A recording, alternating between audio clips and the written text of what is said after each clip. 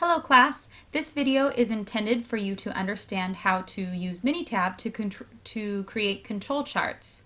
Please follow the video with the ST314 control charts handout I have created in the link in Blackboard. First, to be able to use Minitab, most of you will have to access the umbrella server. To do that, you will either have a remote desktop access under Accessories, or you can click here on a remote desktop icon. Most of you will probably not have this, but that's fine. But you will be able to then see this particular connection site. So here you should have umbrella.scf.oregonstate.edu.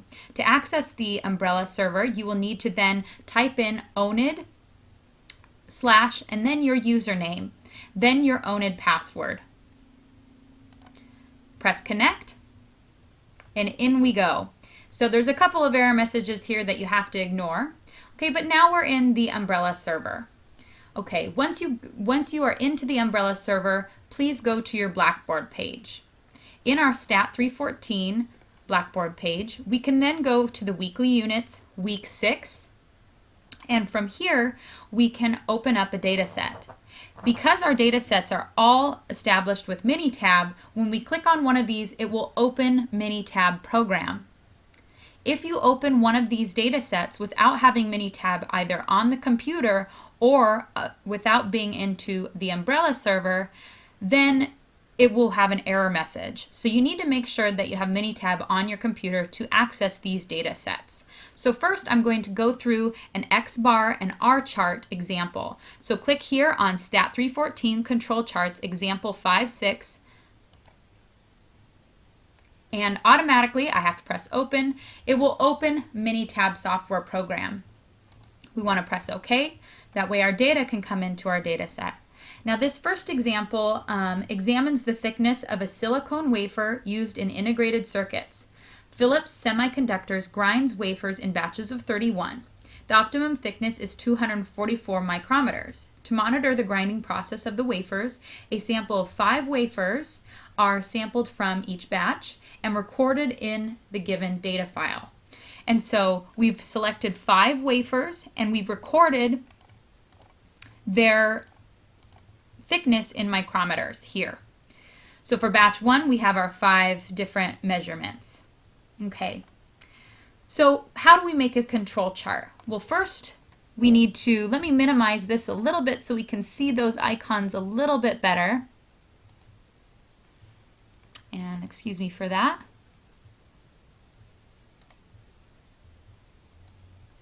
There we go, that's a little bit better. Now scroll on up to Stat,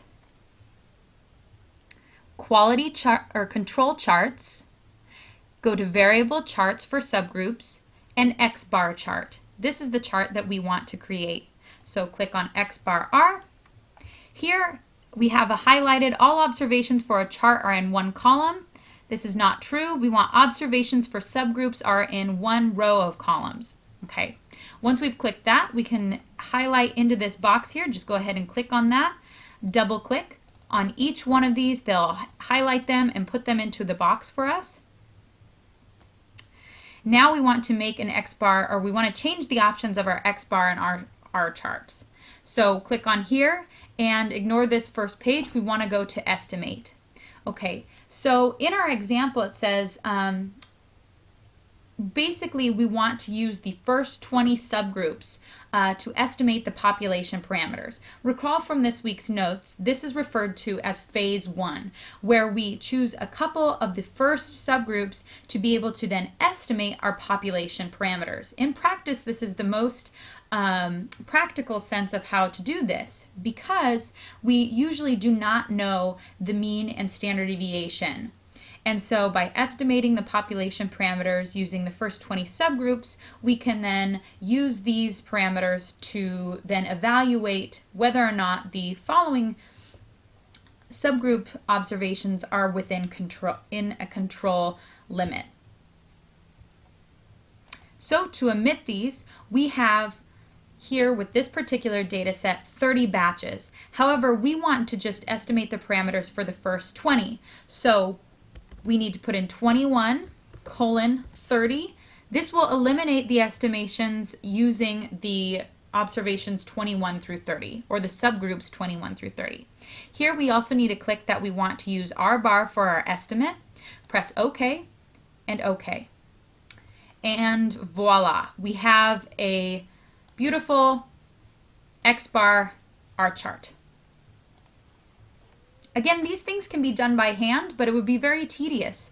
And so let's use the resources that are available to us. Here you could change the title of your chart by double-clicking on the lettering of the title, and you can change it to whatever you would like.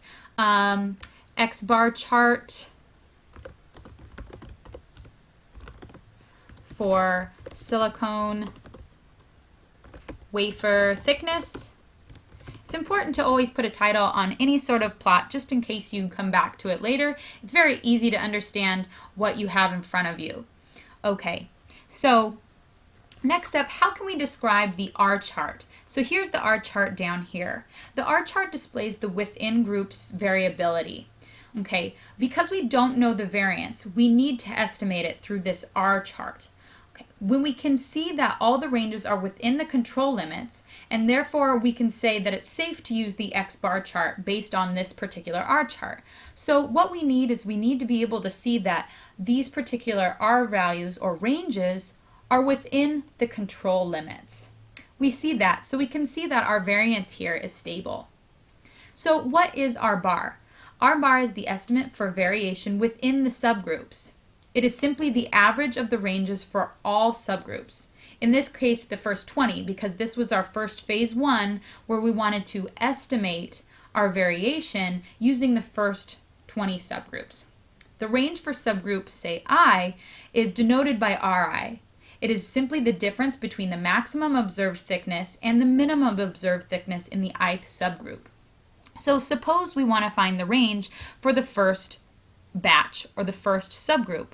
We would need to find the maximum value, so scroll across. Okay, I see that the maximum thickness looks to be 253. Then I would just subtract from the maximum thickness the minimum thickness, so that looks to be 240. Therefore, the range here would be 13. 253 minus 240. If I were to continue to do this for every batch up until 20 and take the average of those, I would get 9.25. So Minitab calculates this R bar very quickly, and the control limits also very quickly. However, when we're first using a software package, it's important to verify that it's doing what we want it to. And so let's verify by hand the upper and lower control limits.